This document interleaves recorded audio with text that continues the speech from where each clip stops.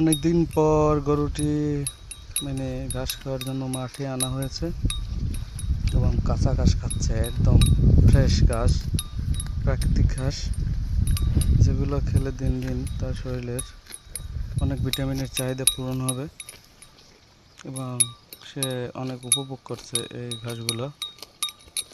এগুলো হচ্ছে একেবারে ন্যাচারাল, সার ছাড়া স্বাভাবিক বৃষ্টির পানিতে বড় হয়েছে। এই গরুটি বয়স হচ্ছে 18 মাস। ওর 2 বছর হলে ওকে সেল দিয়ে দেওয়া হবে। কালারও দিন দিন চেঞ্জ হচ্ছে, প্রাথমিক যে কালার ছিল এখন সেটা নাই।